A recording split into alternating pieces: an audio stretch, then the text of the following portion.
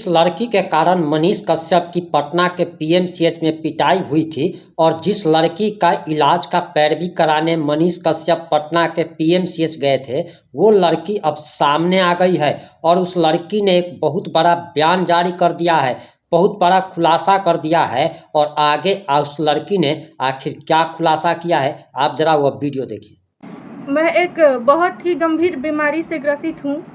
मैं अभी भी अपने पैर पे खड़ी नहीं हूँ। मैं अपने पैर पे नहीं चल पा रही हूँ और उसी से रिलेटेड मैं अपना इलाज कराने पीएमसीएच पटना गई थी।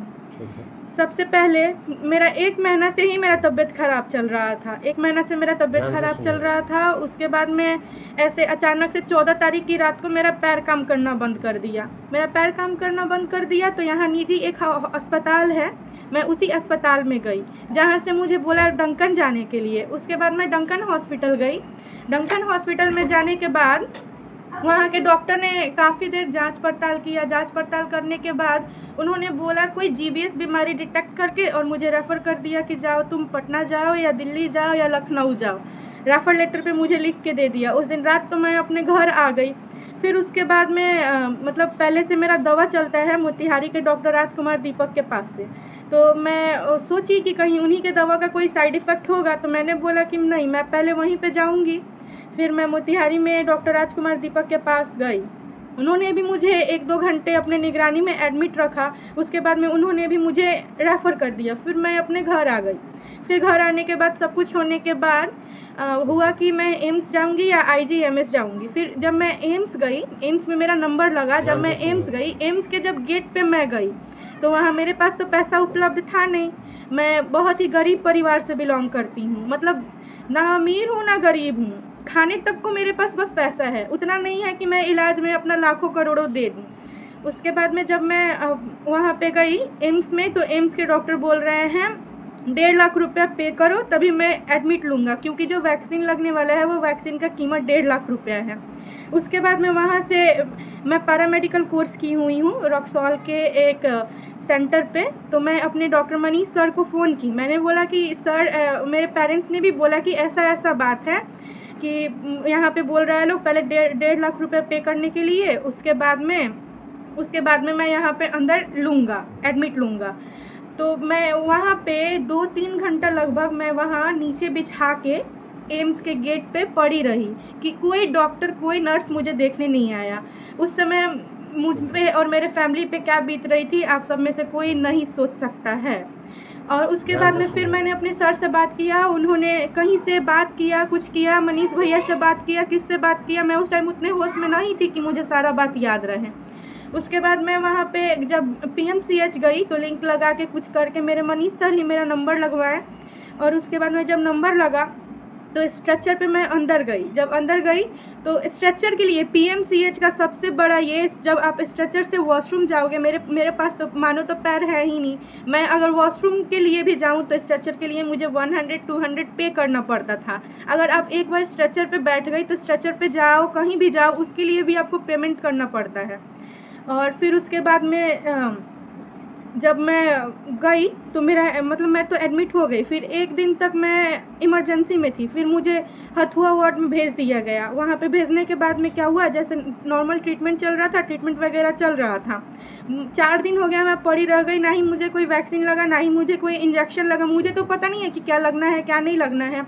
नॉर्मल सलाइन और इंजेक्शन मुझे लग जाता था। तो फिर उसके बाद में मैंने अपने सर को फ़ोन किया कि सर आपने बोला था कोई इंजेक्शन लगेगा, और मतलब यहाँ कोई भी इंजेक्शन का प्रक्रिया नहीं है। डेली जांच वगैरह हो रहा है, सीवीसी, एलएफटी, केएफटी, नॉर्मल, यही सब जांच हो रहा था। फिर उसके बाद में 4 दिन तक ऐसे ही हो गया। फिर मैंने अपने सर को बोला कि सर यहाँ पे ना प्रोसेस है, सब कुछ का व्यवस्था है, लेकिन गरीब लोगों के लिए कुछ नहीं है।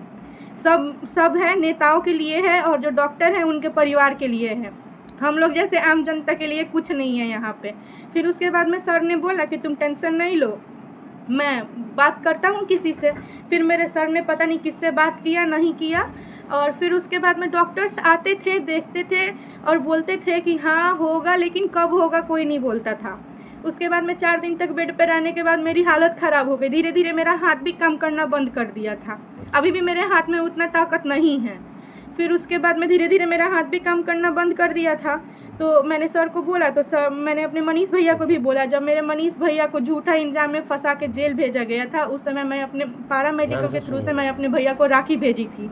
उस समय भी मैं अपने भाई के साथ थी। तो जब मैं हॉस्पिटल में पड़ी थी, मेरे भाई मेरे को देखने कैसे नहीं आते हैं। आप ही लोग किसी को देखने जाओगे, आपकी भी बहन, माँ, कोई भी भर्ती हो सकती है, तो आप देखने जाओगे तो इसका मतलब क्या हुआ? आपको मारा पीटा जाएगा, आपके साथ गलत व्यवहार होगा?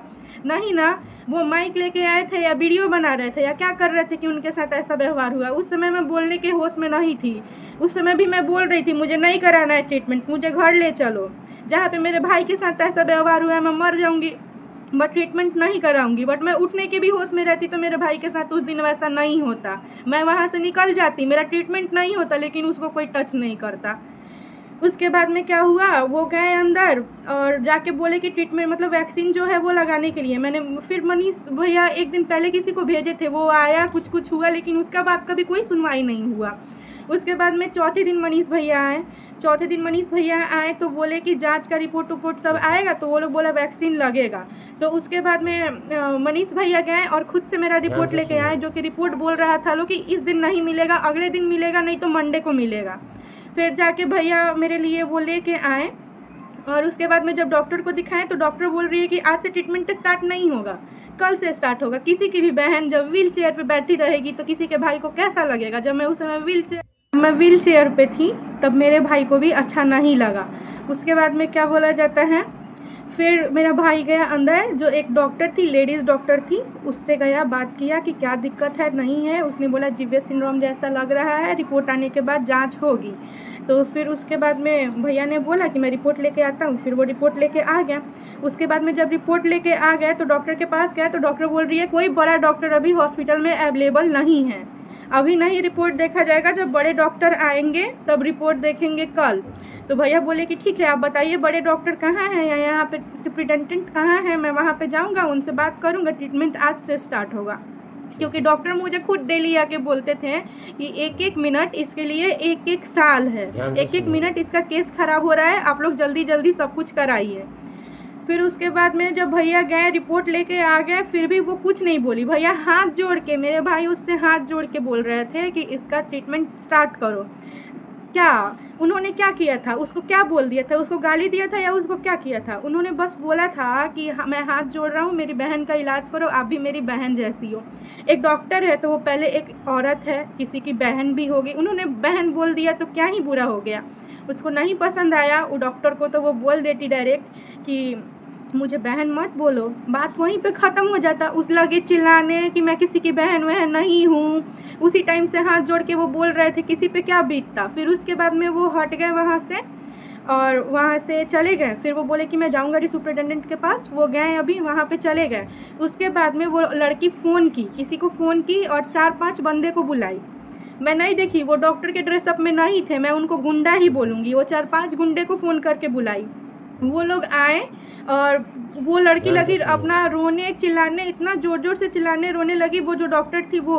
और उसके बाद में 4-5 लड़के आए, आके बोल रहे हैं मनीष कश्यप की माँ का ये तो वो, मतलब दुनिया भर का गाली।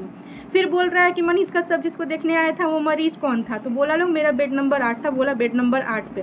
फिर वो मुझे देखने आया।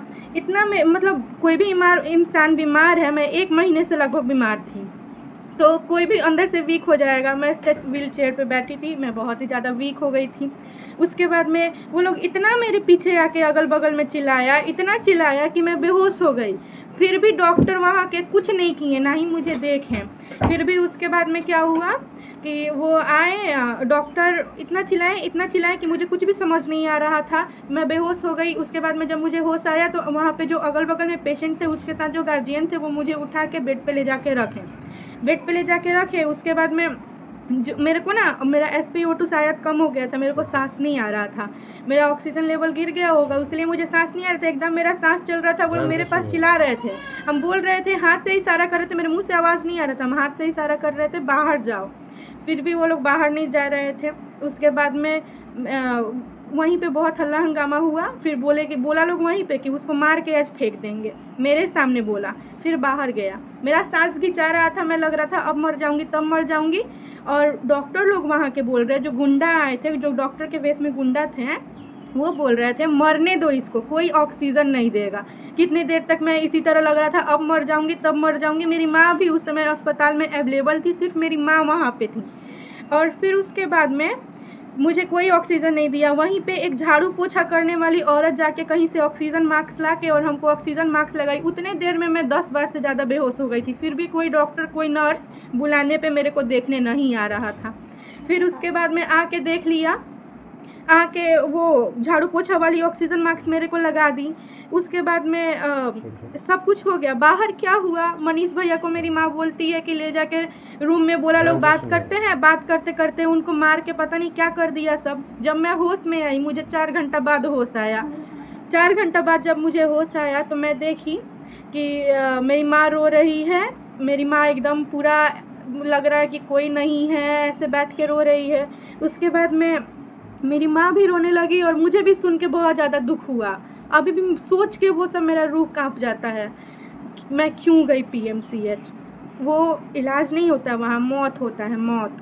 फिर उसके बाद में नर्स वगैरह आई, सारे पेशेंट का इलाज किया, मेरा इलाज नहीं किया, मुझे ऐसे ही छोड़ दिया, मेरा इलाज नहीं किया। उसके बाद में क्या बोला जाता है, फिर आया और मेरे को बोल दिया इमरजेंसी जाने के लिए। जब मैं इमरजेंसी गई तो मैं शाम के 4 बजे से लेके और रात के 2 बजे तक व्हील चेयर पर बैठी रह गई।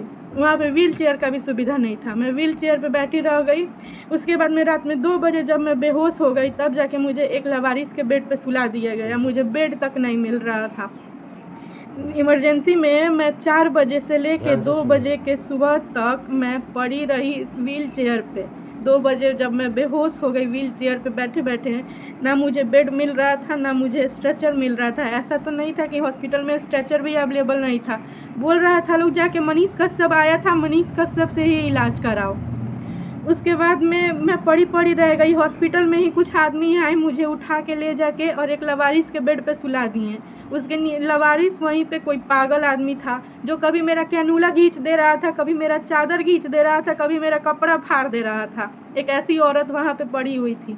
ऐसे ऐसे चीज़ों से मैं निकल के मैं बस बोल रही थी मैं जिंदा घर पे पहुँच जाऊँ। भगवान का लाख लाख शुक्र है कि आप लोगों ने पूरा बयान सुन लिया। अब आपकी क्या प्रतिक्रिया है, अपनी प्रतिक्रिया जरूर दीजिएगा। जुड़े रहे हमारे साथ। जय हिंद, जय भारत।